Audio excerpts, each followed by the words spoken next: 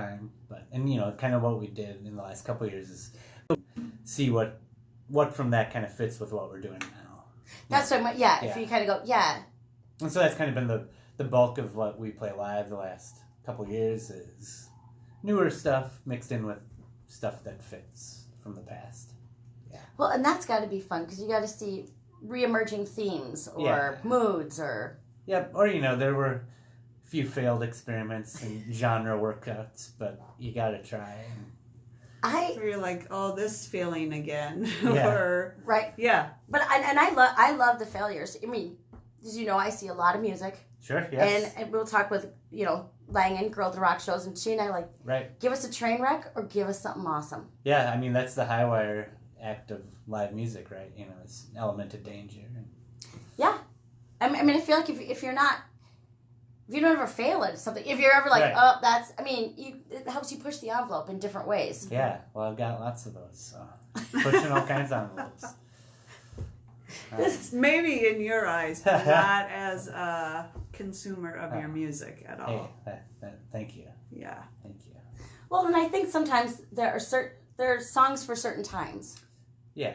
Something that didn't work 5 years ago, or all of a sudden now it makes more sense. Yeah.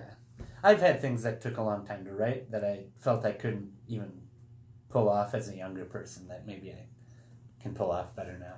But I love tell us more about that. Yeah, that's awesome. Yeah, well, I mean, I think if you're influenced by music that is from another era, which is inevitable, or people that are older than you, also inevitable. Although that starts to become less of those. Yeah, the gap starts to right. narrow. But I mean, there are probably things that you have to live and experience, I think, before you can convincingly say or sing.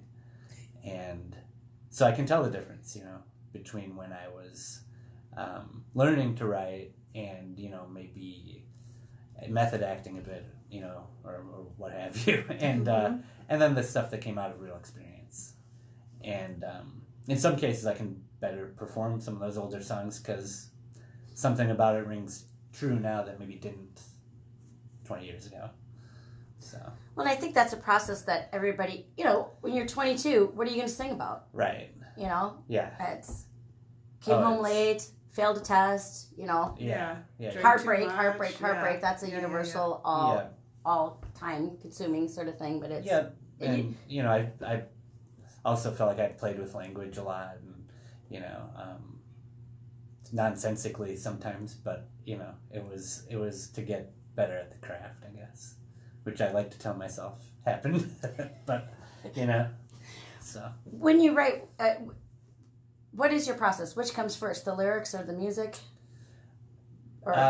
It depends. I mean, rarely is it two separate. But like with a lot of these songs, a lot of it came from kind of catching on a rhythm or a melody and kind of, mumbling nonsense my way through it until something emerged. So in kind of I think if you, like any craft, if you get experienced enough at it, I don't want to say good necessarily, but some things start to happen unconsciously, and you just trust that process more and more over time. So, I think it's kind of a dual creative process as far as songs go. Yeah. Could we implore upon you to play a song? Sure. Yeah. Get into one here. So this will be on the new record. It's called Advice from the Graduate.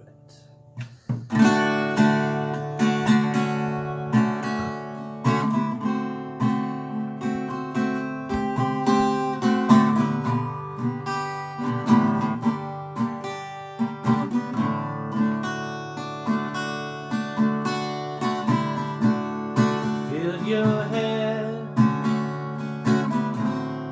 up with existential dread, Midwestern days, ashamed of joy, forever clad in corduroy, steadfast for a face.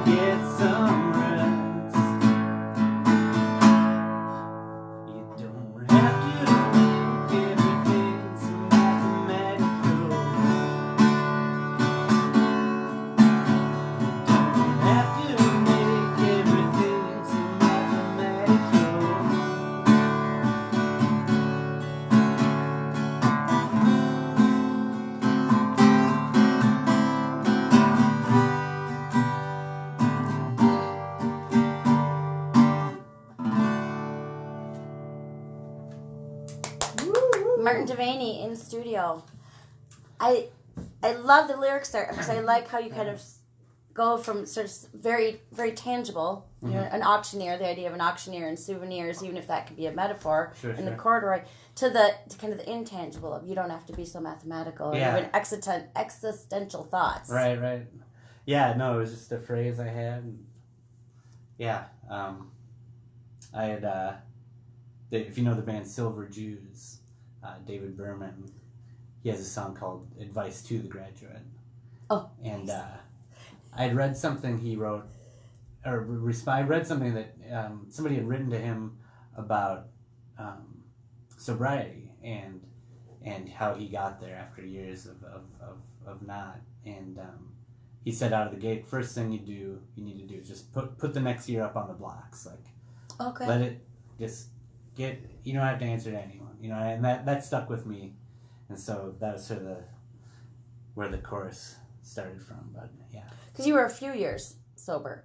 4 now. I was going to say, and you picked a hard. I mean, was it 2020? I don't even know if you started before or after the pandemic. No, but... I was hospitalized in the fall of 2020, and then that was the wake up call. Wow. So that which doesn't kill us. Yeah. Right. Yeah. Ideally. So, but yeah, so that song kind of came out of it. Well, that's not, and that's a gift to give somebody else who needs to hear that song. Yeah, hopefully. Yeah. Yeah. Ideally, that's the idea. Yeah. Well, and I think to give someone the permission to just focus on something like that. Yeah. You know, you don't have to juggle all the rest of the stuff. As you say, you're accountable to yourself, and you're start in arm's length, and at arm's length, and go from there. Awesome. Yeah. Yeah, I love that. I mean, that was one of my favorite ones that I've heard on the record. Oh, right on. Yeah. Thanks. I like the whole record. It has like autumn, winter vibe to it, but a cozy, warm feel too. It's like it's perfect for this time of year. Thanks. Yeah, we meant to get it out by now. I was hoping it would be out for the fall, but it took a little longer. That's okay. You waited for my birthday for it to be released. There you go. There you go. Thank you. Yes. Yeah, we kind of recorded most of it starting back last September, and it was very autumnal, creative period. So. Well, and I often will get sort of a seasonal feel from your music, whether it's one way or another. Sure. And and part of it is the mention of corduroys. And it makes me think how much of living in the Midwest and living in Minnesota kind of informs your music. Because if you were from California, there'd be there's no corduroy. Yeah. No, there's definitely enough references to the cold on this record, I think, and yeah. Well, and even just like the Midway Motel and that, very much so. Sure, yeah. Composite sketch stuff, yeah. Well, and some of it is the imagery, and some of it is just the ethos of being from the Midwest, I think. Yeah. We're of a cut from a different cloth up here with the cold weather. A cozier cloth. Yes. And I think that's often the feel of the music. There's something cozy. All right. Yeah. I was like, do you usually tend to? It seems like when we've talked to people too, there's a lot of people that tend to like hunker down now, and this is a writing time. Oh, yeah. Okay. Pretty much always. Like I feel most creative in the fall for sure, and then, definitely better about hibernation these days. Well, and why do you think that is? I don't know. I think there's something that appeals to my sentimental side about it, And spring is great. Don't get me wrong, and I enjoy summer, but hey, all the seasons. But right. I think there's something about fall that just is inherently, literary and cozier, and I don't know. Well, and I think slow down and yeah. Well, I think for so many years that's when school starts. Right. Mm-hmm. Yeah. I always feel like I should get a new pair of shoes. Sure. Because that's when we get into our new pair of shoes. Mm-hmm. But there just is and in the Midwest, that again, it means that seasonal change. But I think also just that back to business when you're a 7-year-old. Yep, absolutely. That's the Sunday night blues. Yes. Yes. So one of these days I'll make a good summer record. But I like it. It's comforting. I mean, Sure. It's like, oh yeah, this music sounds, how I feel, but it still has this warmth wrapped up and comfort of, like the St. Paul feel or Midwest feel. Like, Sure. I embrace it. It brings comfort. Yeah. Thanks. So thank yeah. you. Oh, of course. Yeah. That's what we aim for. Yeah. Yeah. You have a number, while we're talking about St. Paul community, you have a number of folks who help you on the album. A community of as musicians. usual. Yeah. It was great to get my friend Josh Peterson, who played with me from the beginning, and in High Respects and stuff, get him kind of back in the fold on guitar, and Matt, the bass player, also I've known him since second grade. Nice. And he also played in early versions of my band and on some early records. And then Ryan Lovin, drummer, I played with in the band Roma de Luna. Yeah.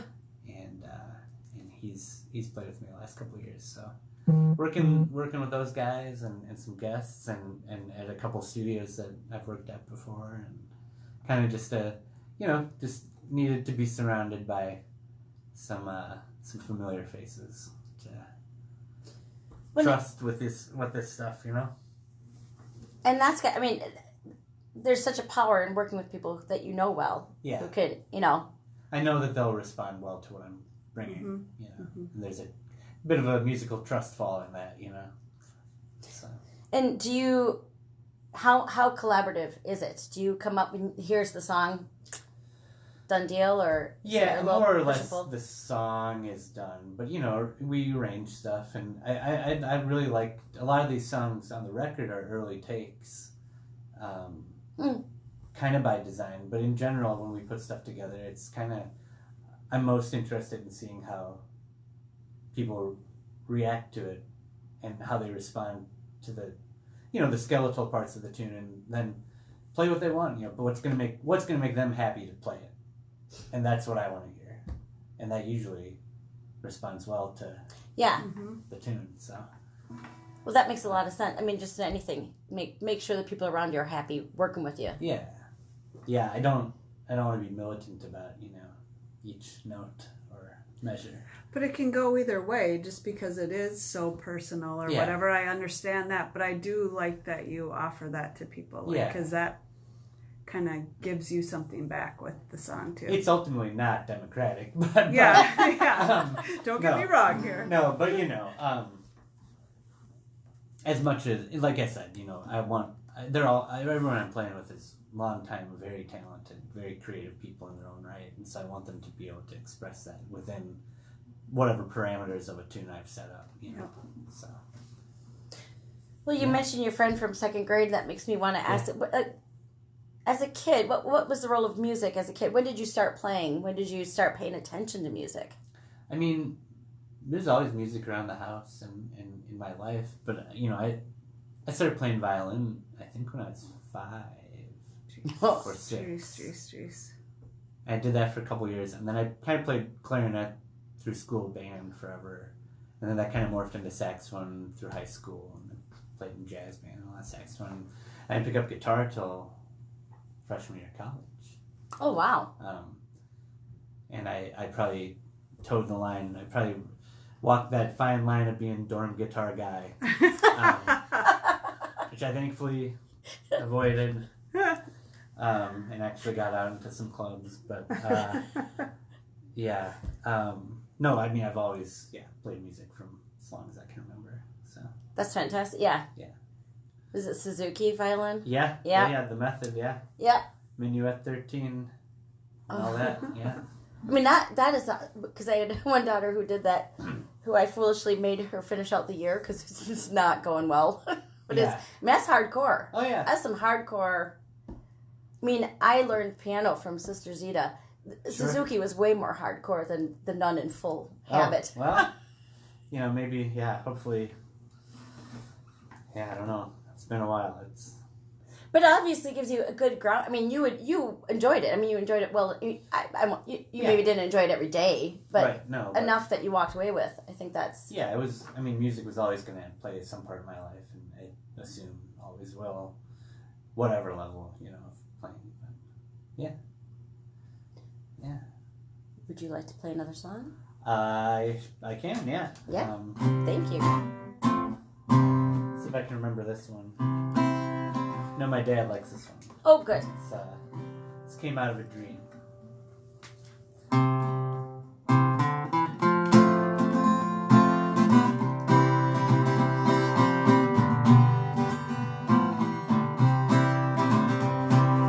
I've often heard about a stranger who came to town and tried to ply his trade. He spoke in the language of a prankster. It wasn't only money that he made. He would light a match and keep his children fed. He would cast a spell and start communion with the dead. Pass that bottle over there, make sure the angels get their share. Pray there's not a nightmare sneaking up. Well, we're still above the ground with some stories to pass down. And one day pass around the seeker's cup.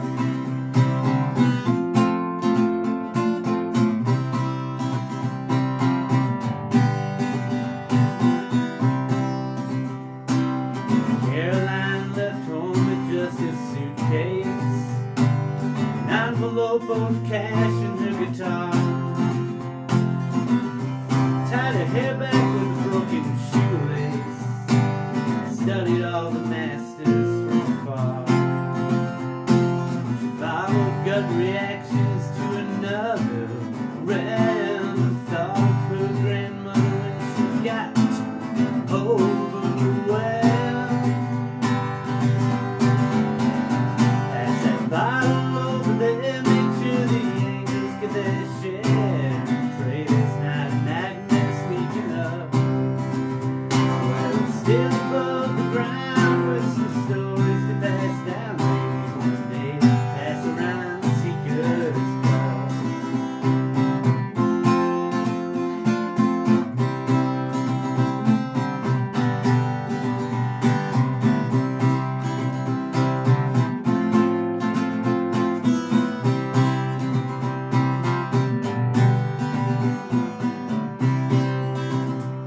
I lost track of the matador's apprentice. I went back to where our companions fell. From Aberdeen to Rome by way of Memphis, I've come to know these canyons well. Underneath the stars tonight a chandelier, burning bright for all of those pioneers with no frontier. Pass that bottle over there, make sure the angels get their share. Have you got a flair for speaking up? Well, we're still above the ground with some wisdom to pass down. I know one day pass around the seeker's cup.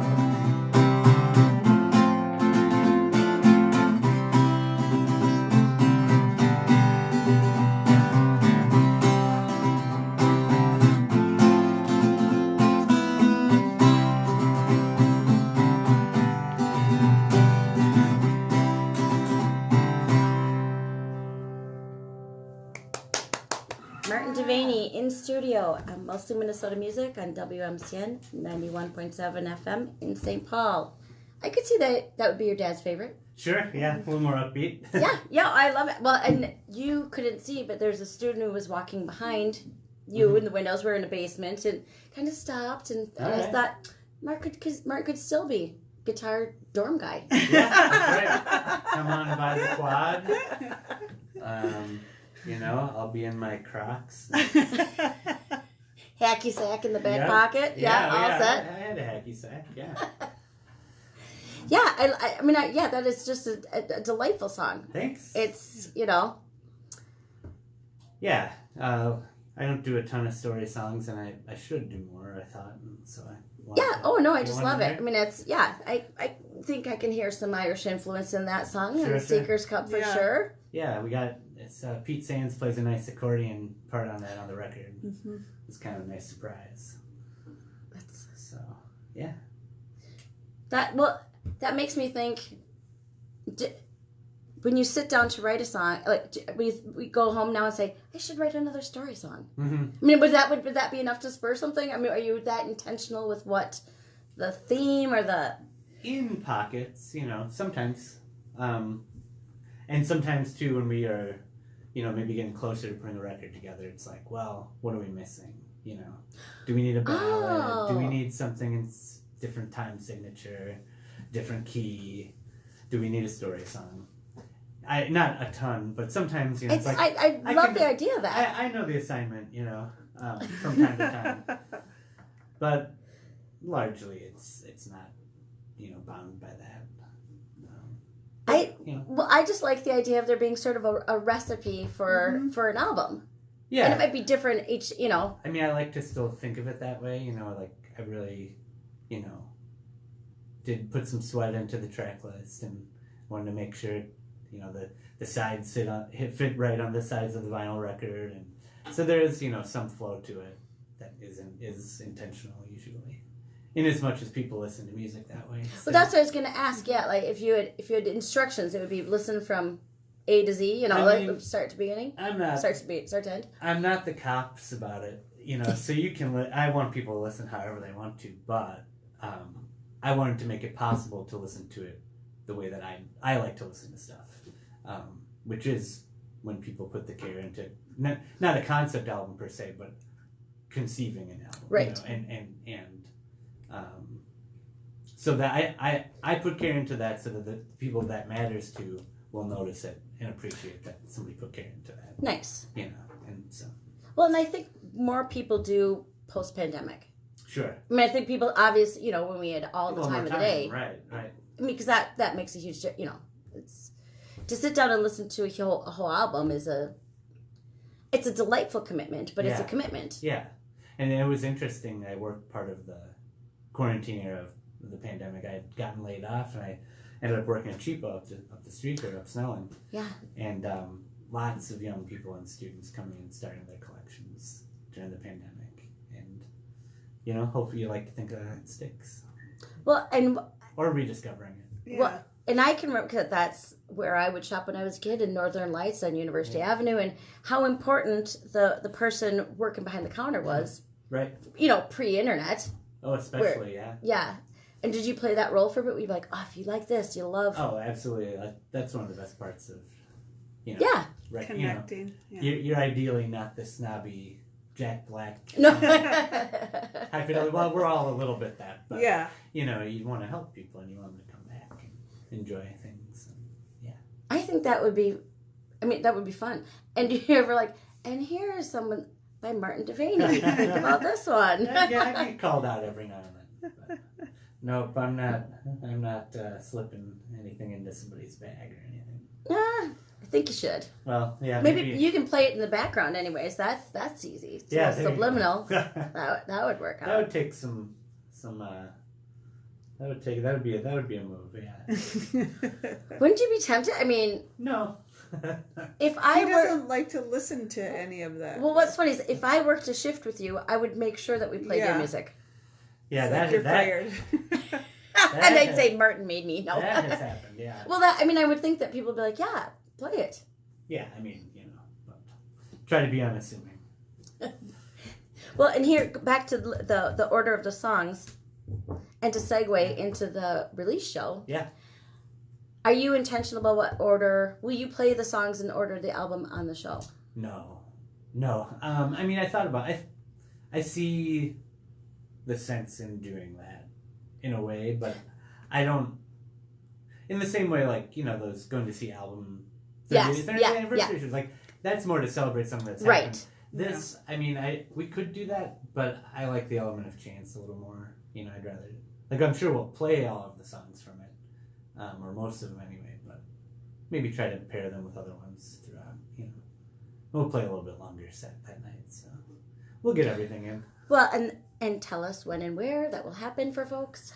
Yeah, we're doing the release show, so I play a monthly third Thursday show at the White Squirrel down on West 7th in St. Paul, and we just figured for the sake of keeping it easy, we would do the release on the one that was nearest me getting the records back. So that'll be Thursday, December 19th at the White Squirrel with Mike Gunther and the Total Crapshoot. Mike's an old friend of mine. We used to play shows a lot together in the past. And music at 8, we're going to kick it off. And will you have some records there too? we will have records and Nice. CDs. Yeah, we did vinyl and CDs for this one. Small amount of both. Vinyl, even. I mean, that's. Yeah, I have for the last few. It falls in that same thing of like, I'm not telling you how to listen to it, but I like to listen to it this way. Yeah. I think you'd like it the best too. If if you're so inclined, here it is. So. Yep. I like that. I mean, I like that idea of giving people choices and really thinking about what the most careful listener will like, or particular, or Sure. just having that available in all the different.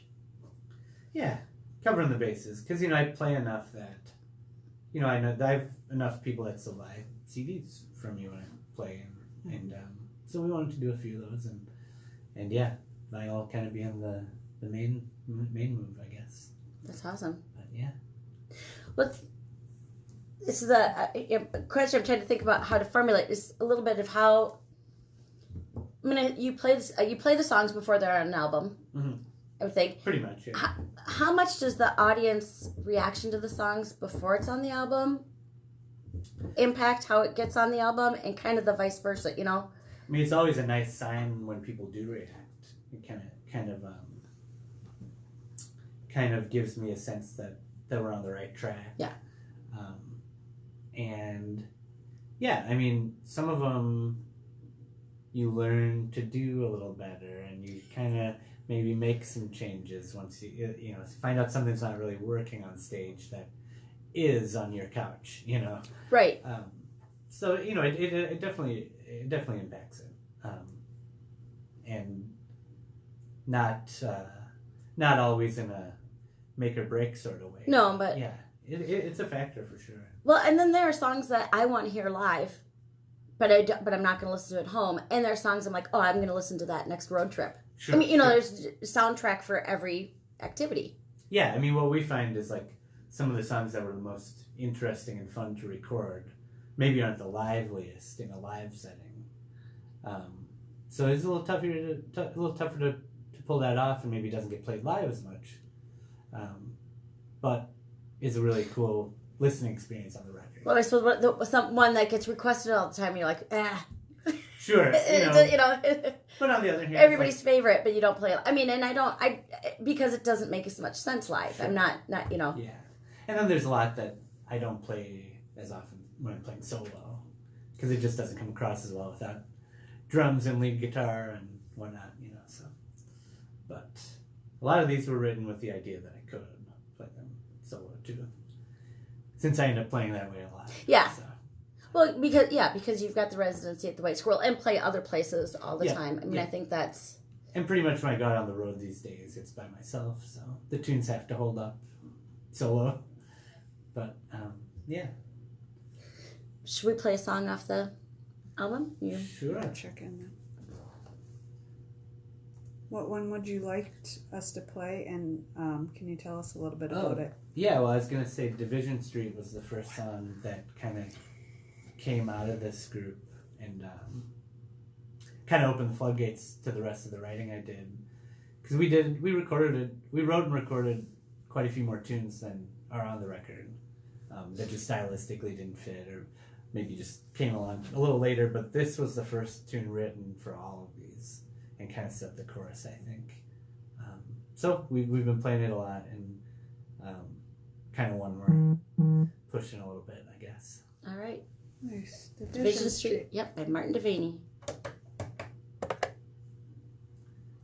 And then whatever other one is fine. I don't know. If you have I like one. In the Flood, or what is that? After the Flood. Or After the Flood, yeah. Sure. So that was one I highlighted. I was like, ooh, I like that one. Or In the Lights. I don't know. Yeah. Yeah, whatever.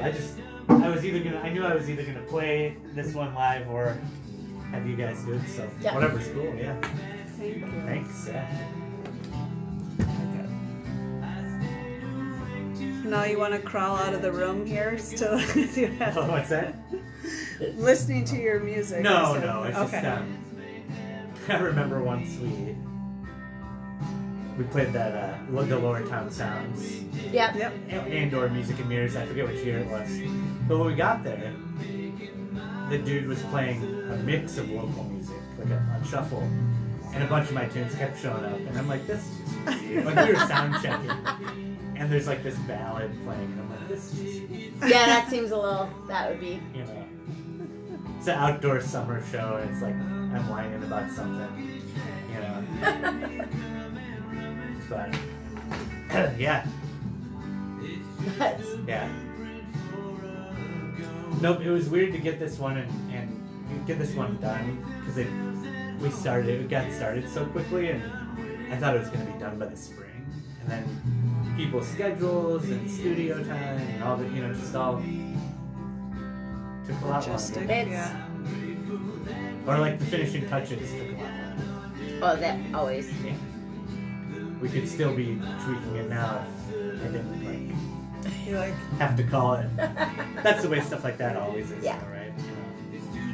Yes. So you start with a deadline and then reverse engineer from there, because Yeah. I've released too many records like late fall, just because I'm like, I gotta get it out before the end of the year. This is another one, but I think it's perfect timing. yeah. Yeah, it's good. And then I've been like getting it around to people for a little, a month or two now, so it's good. it's not out playing people for Yeah. Might stop down at the Devo tribute at the Squirrel tonight. Some Oh, friends are playing that. yeah. I forgot that was tonight. I am very tempted because Shrimp Olympics and some Yep. other. We have my sister's in town. We have a family dinner at Oh, Parlor, Nice. Parlor has the weirdest menu, but we always find something. I have a kid who's very strict vegan, Oh, so it's a little tougher. I ask her, where do you want to go? Because otherwise, family dinner means Yeah. Mancini's only.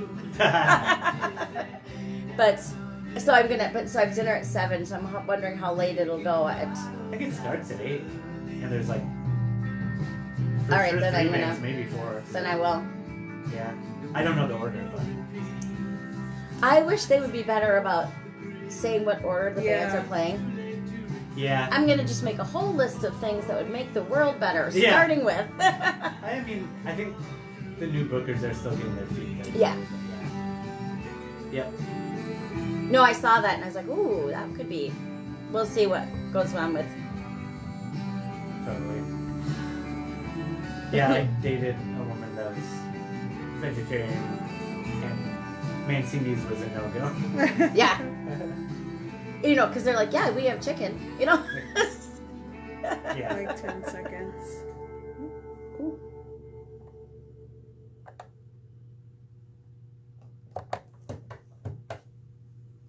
That is off the upcoming album by Martin Devaney, who we have in studio.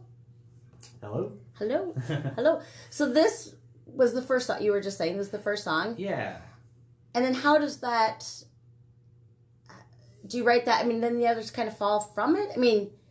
Kind of. I mean, I think there was it kind of helped dictate a voice, maybe.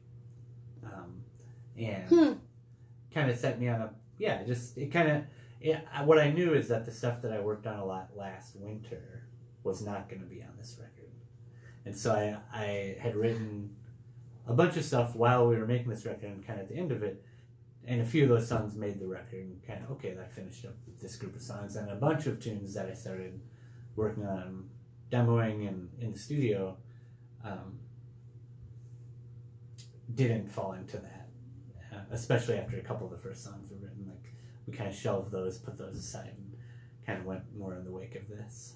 So I feel like it must be hard to shelve something that you've just written for something that's... I mean, I think there's a wisdom. I feel like that's easier to do when you're 40 than when you're 18. 100%.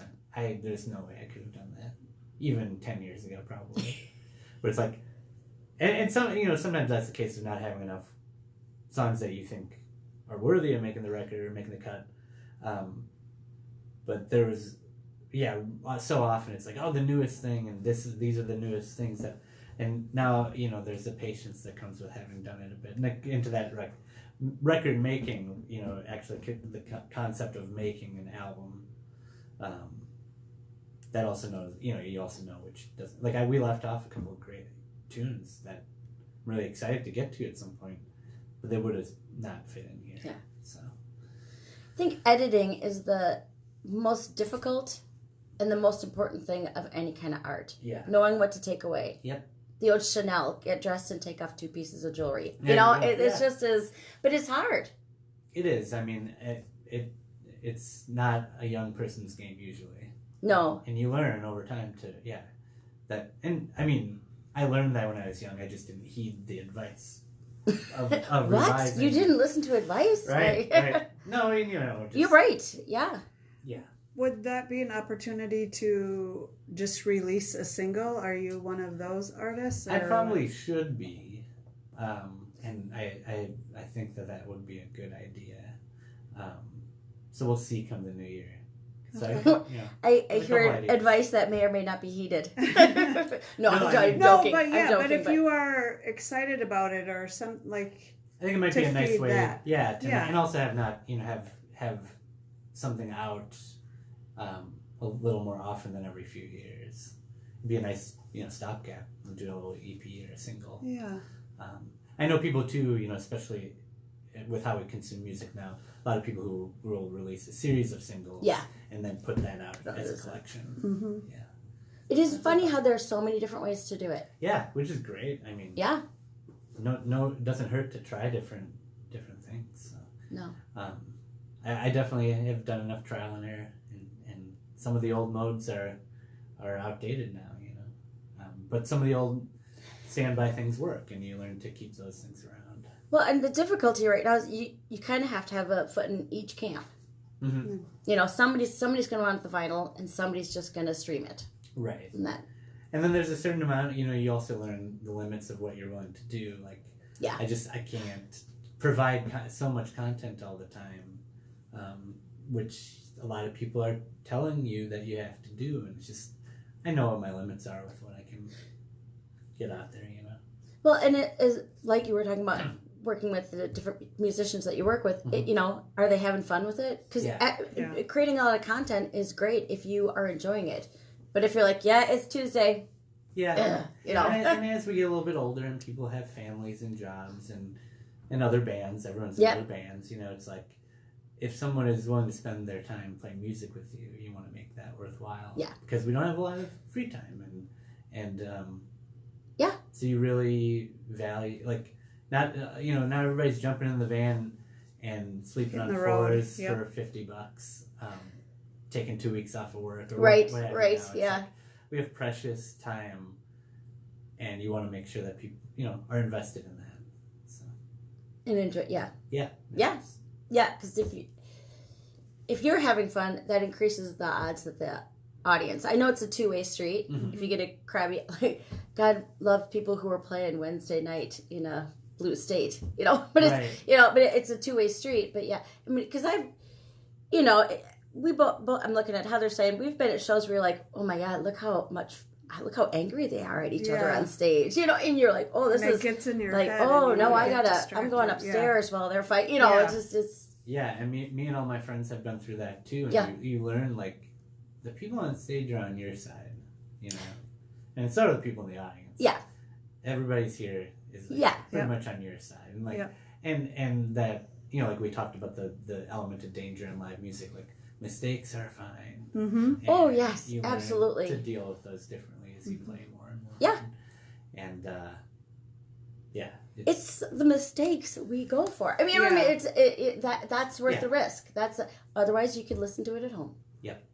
Yep, and you have to. I mean, if you're not having fun doing it, there's no nobility in slagging through. No, No, exactly. So. I'm looking a little bit at the clock on the wall around the computer, as case may be. Should we play one more song? Please, if you'd like. All right, let's. After the Flood. Sure. Yay! If I can get that. Okay. So after this, we'll just it is, and Yeah. somebody comes after us, and I like to model being done on time. Yeah. Pack up here. Martin, have you ever listened to the artist? I'm new to him, but I cannot get enough of him. Stephen Wilson Jr. No, I don't think. Please Yeah. listen. So good. Relatively new record. Yeah, I think so. Okay. Like a year, maybe? Okay. I don't know. Stephen Wilson Jr. Yes. Where's he from? I think Nashville now, but I don't know where before. He was like a scientist turned musician, and it's so good. And a few of your songwriting reminded me Oh. of his, and I was I'm always interested to hear that. Just I think because you'll- I'm yeah. curious what you hear, yeah. I think you would really like him. Okay. Cool. I will, I'll look it up. Yeah. Okay. Where'd you hear him? I randomly had him play on something that I was listening to, and I Yeah. was like, "What is this?" And now it's all the time. Like, That's cool when that happens. Like, Yeah. Recommend it if you like. yeah, Yeah. yeah. Like I said, it's new, but I can't stop Alright. listening. So Cool. I hope you enjoy it as much as I do. I Yeah, think you thanks will, for- but Bringing it up. yeah. This song in particular reminds me of Okay. it. So Yeah. This is one that didn't go so well when we first played it live. really, Yeah. I gotta figure out what to do about that. how so or what? But we took it at a weird pace and it just didn't have any oomph behind it. Oh, I don't know. We'll figure it out. Yeah. But it was kind of one of those like, I'm not going to react right now, but we need to fix this. Just as much on me as mental anyone. note. I know, but that's interesting that you are in that space too while playing. Oh yeah. It's Yeah. A lot of places. Yeah. Sometimes. Yeah. Sometimes it's not autopilot, but if it's a tune you really know and have played a bunch of times, like I'll be going through thinking about a number of other things, and I'm like, hope I didn't forget that second verse, because I don't remember if I did it. Driving through, going, hope that light was green. Yeah. Yeah. Just, And it definitely was. Yeah, I just yeah. have done it a million times. yes, Yeah. yeah, You know? yeah. You don't have to think about it. But there, yeah, that's real. I guess that really only happens solo, because if I do that playing with other people, they will notice. Like, hey, Get back on the road. Yeah. Yeah. I am shocked that I heard this. Yeah. I like it. Okay. What's that? That it didn't go over well. I'm like, oh my god, I love this one. Oh, But I yeah. think it will. We just Yeah, no. I just, Yeah. it's interesting. Yeah. Yeah. Well, there's another song that every time we've tried to play it, we've ended up speeding through it, and I'm like, it doesn't work because I can't get the words out. Yep. Yep. Oh, But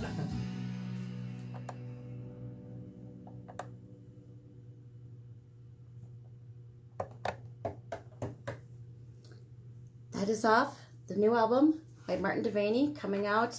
The album's coming out December 6th. yes, it'll be on streaming and technically available vinyl and CD. Yeah. Yeah. And it sounds great. The whole album sounds great.